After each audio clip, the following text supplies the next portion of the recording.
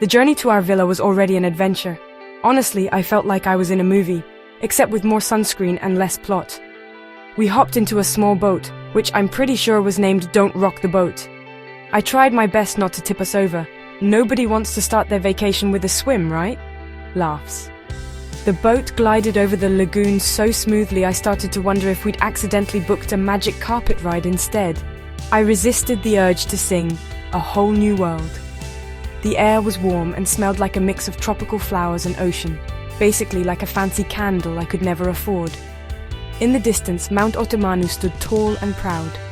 I waved at it just in case it was watching. Laughs.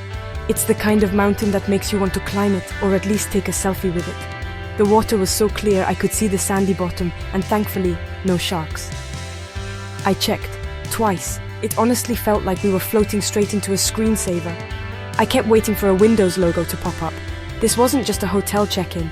It was the start of an epic adventure. I half expected someone to hand me a treasure map. With every gentle wave, my excitement grew. Or maybe it was just the boat snacks kicking in. And then there it was. Our home for the next few days. A wooden villa on stilts. I felt like a very fancy pirate. Matey, where's the room service?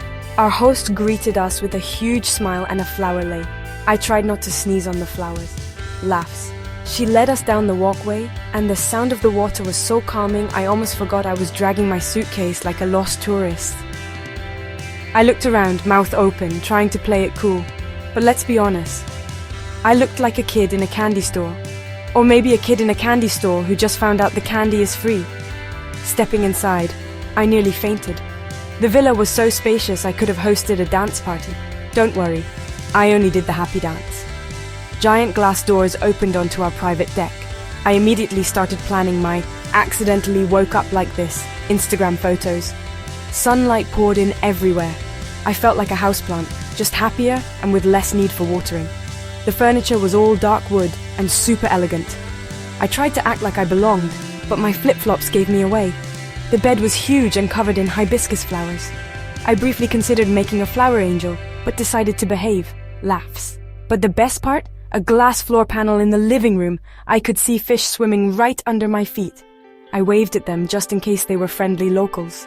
Our host showed us the private deck, complete with a table and chairs. Perfect for pretending I'm a celebrity at breakfast. There were 2 lounge chairs for sunbathing. I immediately called dibs on both. Laughs. And the best part? Stepped straight into the lagoon. No need to fight for a pool chair. I could just roll out of bed and into the ocean. Don't worry, I checked for sharks again. I couldn't believe it. Swimming from my own doorstep, I felt like royalty, or at least royalty on vacation. I sat on the edge of the deck, dipped my feet in the water and just laughed. This was paradise, and I was determined to enjoy every silly, sun-soaked second of it. Waking up in Bora Bora is like being gently shaken awake by a cloud. If clouds had hands and a sense of humor. There are no city noises, just the soothing sound of water beneath the villa and birds singing from palm trees. The sunrise paints the sky pink and orange, reflecting on the calm lagoon. The air is warm, soft, and scented with tiare flowers, like being hugged by a sunbeam. Life here feels like living inside a beautiful painting, far from stress, surrounded by pure joy and tranquility. Our days in Bora Bora quickly turned into a sun-soaked routine of pure, unfiltered happiness. And a little bit of laziness, if I'm being honest. Every morning, breakfast would magically appear at our villa, by canoe. I mean, who needs room service when you can have lagoon service? A smiling staff member would paddle up, balancing a basket of food like a breakfast ninja. I half expected them to toss me a croissant like a frisbee. We'd sit at our private table, feet dangling over the water, pretending we were royalty, if royalty wore flip-flops and sunscreen. Breakfast was a parade of tropical fruits. Pineapple, mango, papaya. Basically a fruit salad with a better view than my entire apartment. And don't get me started on the pastries. I ate so many croissants, I'm pretty sure I started speaking with a French accent. The best part? Watching fish swim below us while we ate. It's like dining at an aquarium, but with less glass and more sunburn. Honestly, it was the most peaceful way to start the day. Unless you count the time I dropped a piece of toast and a fish stole it. Laughter. After breakfast, the lagoon would call to us. And by call, I mean it practically shouted, "Get in here! You're on vacation." Swimming was our main activity. I burned more calories dog paddling than I ever did at the gym. No planning required, just walk down the steps and flop into the water like a happy seal. The water felt like silk on my skin, or maybe like swimming in a giant tropical bath, minus the rubber duck. We'd float around feeling weightless and free like astronauts, but with better tan lines. I brought my snorkel mask and instantly became an underwater explorer. Jacques Cousteau. Eat your heart out. There were so many tropical fish, I started naming them. Hey Bob the bluefish, how's the coral today? They were bright yellow, blue, and striped, basically the fashionistas of the sea. It was like swimming in a giant natural aquarium, except I didn't have to tap the glass. I could have floated there for hours, just watching the fish and working on my professional relaxer skills. Afternoons were for relaxing. It's a tough job, but someone's got to do it. Sometimes we just lie on the lounge chairs, soaking up the sun and pretending we were solar panels. We'd read, listen to music, or do absolutely nothing. My personal favorite activity. Sometimes we'd just watch the clouds drift by and debate what animal they looked like. That one's definitely a sunburnt dolphin. The sun was warm and perfect, like a giant friendly heat lamp for humans. When we got too hot, we'd just jump back in the lagoon. It's the world's fanciest air conditioner. Life was simple, easy, and gloriously slow, like a sloth on vacation. No schedule, no alarms, no meetings. Unless you count meeting my next snack.